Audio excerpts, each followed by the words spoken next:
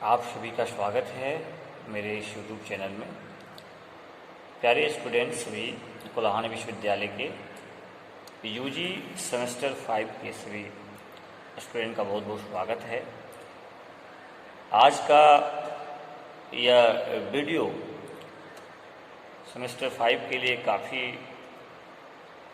लाभदायक होंगे, आपकी तैयारी में मददगार हो सकता है।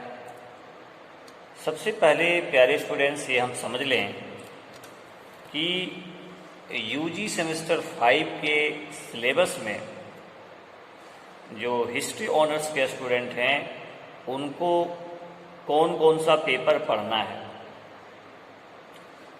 तो सबसे पहले जान लीजिए कि यूजी सेमेस्टर 5 के स्टूडेंट को CC 11, CC 12, DSC 1 और DSC 2 पेपर पढ़ते हैं।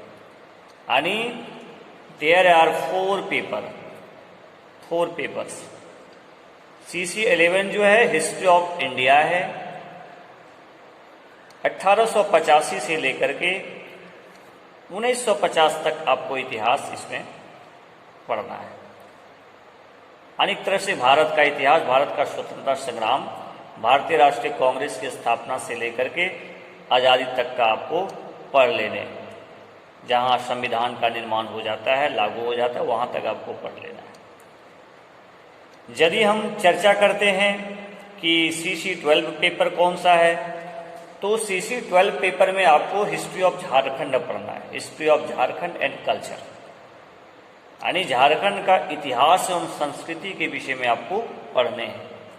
झारखंड की जो प्राचीन इतिहास है, नागवंशी, शेरोवंश है ना, जो भी यहाँ की जो जनजाति हैं, मुंडाओं का आगमन कैसे यहाँ हुआ, ट्राइबल्स का आगमन कैसे हुआ, उराव का आगमन कैसे हुआ, तो जनजातियों के आगमन के विषय में आपको पढ़ने हैं। फिर मध्यकालीन झारखंड का कंडीशन देखना है, आधुनिक झारखंड का कंडीशन देखना है, खासकर ब्रिटिश का आगमन कैसे यहाँ पर हुआ और उसके आगमन के बाद कौन कौन से आंदोलन हुए। ये सब चीज़ आपके लिए बहुत बहुत इम्पोर्टेंट हो जाता है। इस सारे टॉपिक को अच्छे से पढ़ेंगे।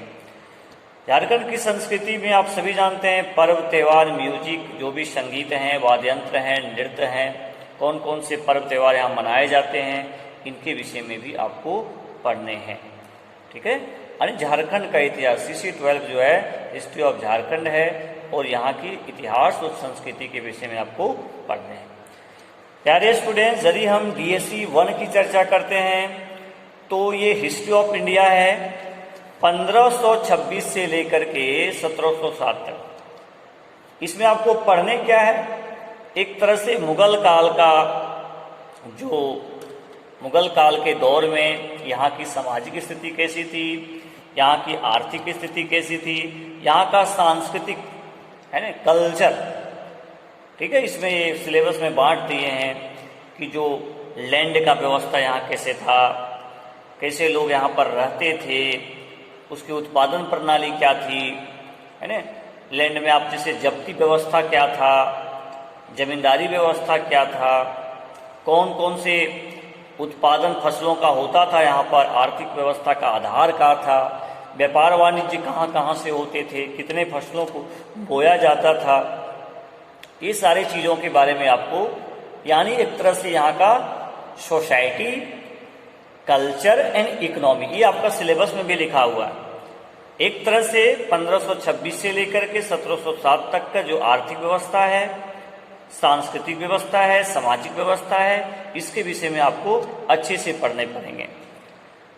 आगे हम देखने का प्रयास करते हैं रिलीजियस में, जैसे सूफी आंदोलन, भक्ति आंदोलन आप पहले पढ़ चुके हैं, इसके विषय में डिटेल पढ़ लीजिएगा, बहुत इंपॉर्टेंट है। साथ ही साथ पेंटिंग का, चित्रकारी का कैसे डेवलपमेंट हुआ, खासकर आप देखेंगे जहांगीर के पीरियड में, शाहजहां के पीरियड में किस प्रकार से मुगल काल में चित्रकला का विकास हुआ।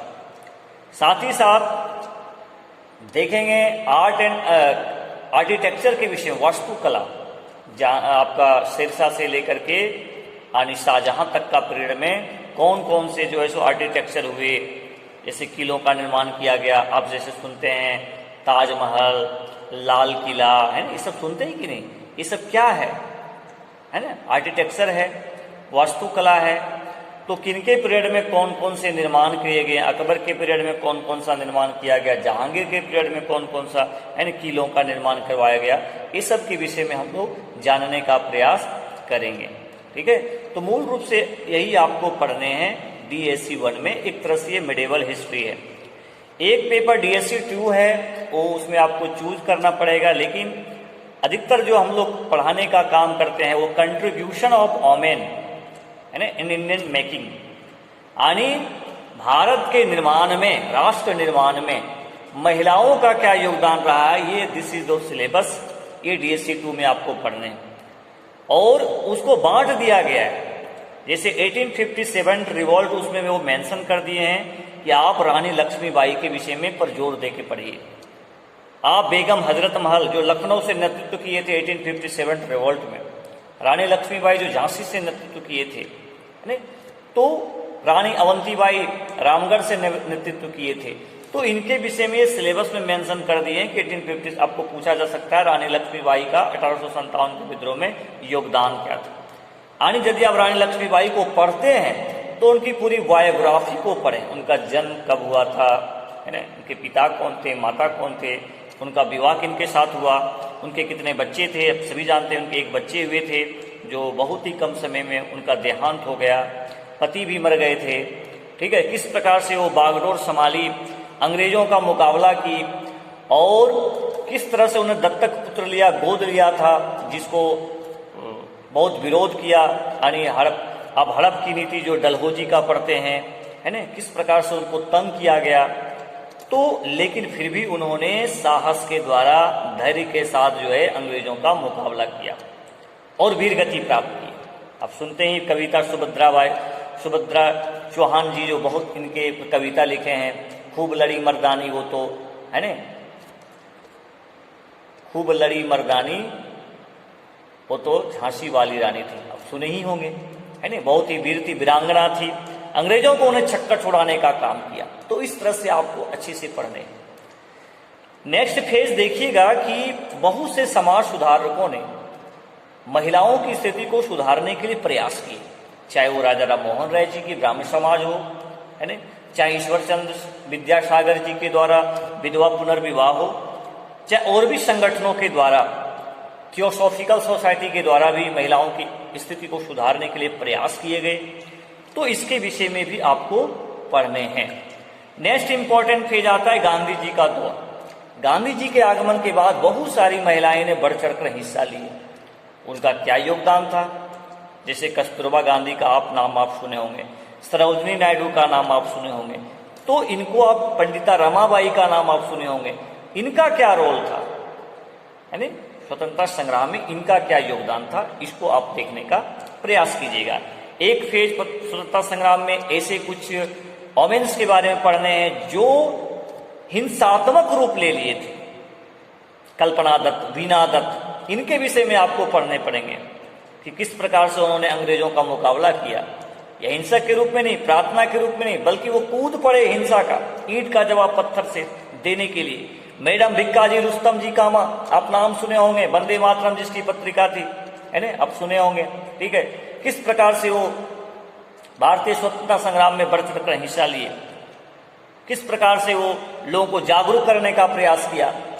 तो ये सब आपको मैडम भिक्कन जी रुस्तम जी कामा के विषय में अच्छी से बायोग्राफी, उनका कौन सी पत्रिका थी, उनका क्या योगदान था, उनके संगठन का नाम क्या था और उनका क्या दृष्टिकोण था, क्या उनका सोच था, क्या चाहते थे वो, और किस प्रकार से लोगों को जागरूक करने का प्रयास किया, एकजुट करने का प्रयास किया। नेक्स्ट इंपॉर्टेंट फेज आता है स्वतंत्रता से, है ना, लगभग पीरियड में, जैसे सुचेता कृपलानी के विषय में पढ़ना पड़ेंगे, उषा मेहता जी के बारे में पढ़ेंगे, किस प्रकार से वो रेडियो से संबोधित किए थे, है ना। तो इस तरह से आपका ये सिलेबस है प्यारे स्टूडेंट्स, अच्छे से इसको पढ़ेंगे, क्योंकि आप लोग का फॉर्म भरने का भी डेट आ गया है। निश्चित रूप से गर्मी छुट्टी के बाद आपकी परीक्षा भी आयोजित होंगे, तो यदि आप तैयारी नहीं करेंगे तो फिर परीक्षा में कैसे अच्छा करेंगे, इसलिए अभी से लग जाइए। इम्पॉर्टेंट प्रश्न भी मैं आपको बताने का प्रयास करूंगा, लेकिन बेसिक रूप से यही है। बेसिक रूप से इन टॉपिक पर आपको विशेष ध्यान देने की आवश्यकता है, क्योंकि बहुत सारे बच्चे ऐसे होंगे जो अभी तक सिलेबस नहीं जान रहे होंगे कि हमको पढ़ना क्या है, कितना पेपर पढ़ना है, क्या क्या पढ़ना है, क्या चीज़ का सहारा लें, कौन सी किताब हम खरीदें, समझ नहीं पा रहे। इसलिए मुझे लगा कि नहीं, आपके लिए इम्पोर्टेंट वीडियो हो सकता है। इसी को ध्यान में रखते हुए मैंने आज आपको एक वीडियो के माध्यम से समझाने का प्रयास किया। सभी लोग इसको देखेंगे, अच्छा लगा हो तो लाइक करेंगे, सब्सक्राइब करेंगे मेरे चैनल को और शेयर करेंगे। निश्चित रूप से आप लोग यदि आप देखें तो निश्चित रूप से एक कमेंट जरूर कीजिएगा कि आपको कैसा लगा और आपको किस तरह का जो है सो और भी मटेरियल आपको चाहिए। बहुत बहुत धन्यवाद।